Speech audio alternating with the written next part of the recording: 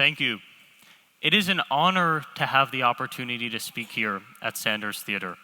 This historic venue stands as a memorial to Harvard students who sacrificed their lives during the Civil War fighting for a more perfect union, a union that slowly began to open up its voting booths to all Americans. This right to vote lies at the heart of our republic. And yet, although we fought a revolution against the idea of taxation without representation, our presidential elections effectively disenfranchise millions of Americans.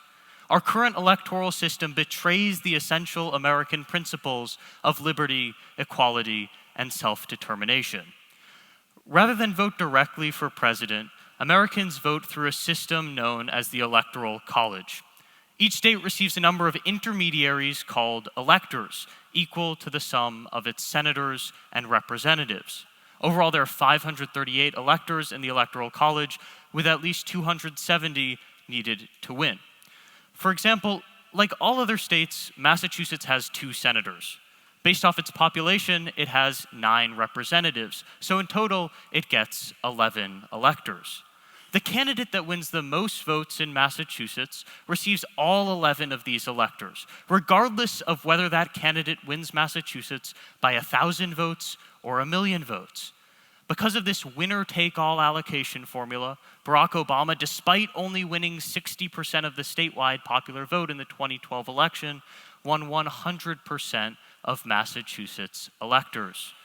This poses a serious problem for states that are loyally liberal like Massachusetts or consistently conservative like Texas. Since the margin of victory doesn't matter, candidates have no reason to campaign in states where the outcome of the statewide popular vote is already well known months before Election Day. As a result, solely because of their zip code, Americans from more partisan states don't get to cast a meaningful ballot. Sadly, most Americans live in solid red or solid blue states. Since 2000, 40 out of 50 states have voted for the same party every presidential cycle.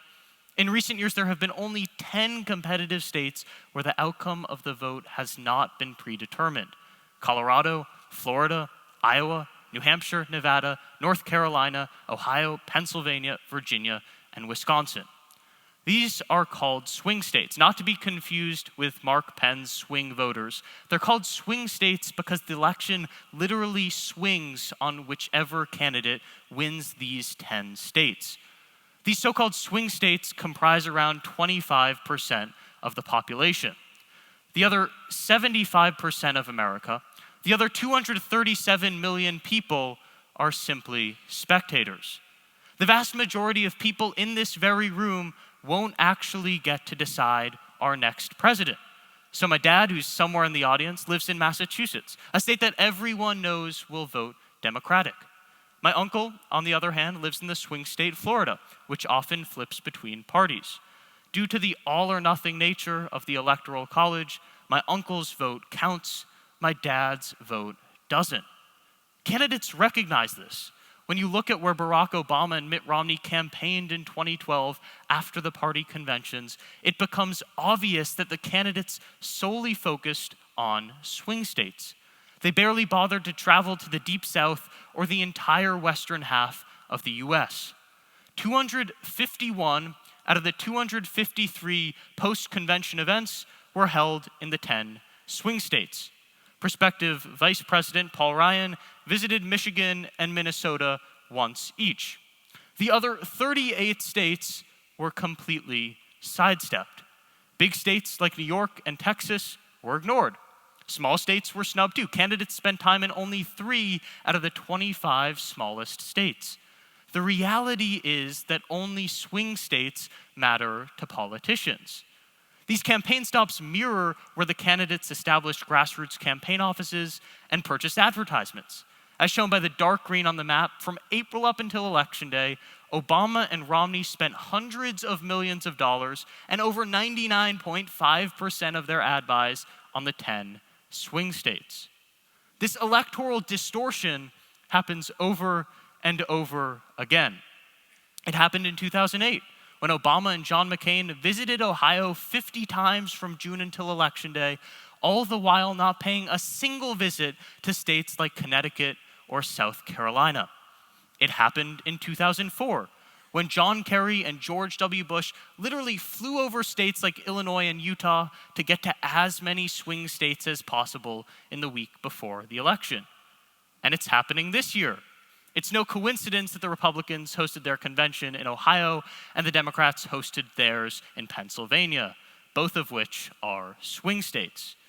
By splitting a national electorate into lots of local winner-take-all pools, the Electoral College causes some voters to matter so much less than others. Accordingly, candidates don't stop by towns and spectator states like South Dakota or Oregon, but they have to meet with voters in Nevada and understand issues important to New Hampshire. This is fundamentally flawed. As former Speaker of the House Newt Gingrich, a critic of the college, put it, no one should become president of the United States without speaking to the needs and hopes of Americans in all 50 states. Given that candidates only need to get citizens from swing states to vote, it's unsurprising that voter turnout in swing states was almost 8% higher in 2012 than in non-swing states. Low turnout in Mississippi or Arizona isn't because these states aren't patriotic, it's because campaigns habitually overlook spectator states. For decades, North Carolina and Virginia had been Republican strongholds. Nonetheless, once they became contested swing states in 2008, voter turnout skyrocketed. Other peculiarities stem from the fact that each state's allotted number of electors is exclusively based off its number of senators and congressmen. Strangely, Massachusetts will receive 11 electors no matter whether 1% or 100% of its electorate turns out to vote. In a similar vein, since the state's number of congressmen is based off its total population, the Electoral College partly accounts for people who can't vote, like non-citizens and young children. And a state's total population is calculated by a census only every decade, which doesn't take into account statewide population shifts between 2010 and the 2016 election. Likewise, because every state, irrespective of size, has 2 senators, more populous states like Texas receive less representation in the Electoral College than they proportionally should. However, this doesn't help small states either, because they are by and large non-competitive spectator states. Collectively, these rounding errors and idiosyncrasies warp the outcome of elections. In 2000, although around 540,000 more Americans voted for Al Gore, George W. Bush squeaked out Florida's critical swing votes and took the election. Gore later quipped, "You win some, you lose some," and then there's that little-known third category. In addition to Gore, 3 other candidates have won the popular vote but lost in the Electoral College. Bush himself almost lost his re-election bid because of the college. Despite the fact that he beat John Kerry by 3 million votes nationwide, a shift of a mere 60,000 votes in the swing state Ohio would have handed Kerry the presidency. Quite clearly, the Electoral College is a terrible way to elect the leader of the free world. Our presidential election should not be a spectator sport.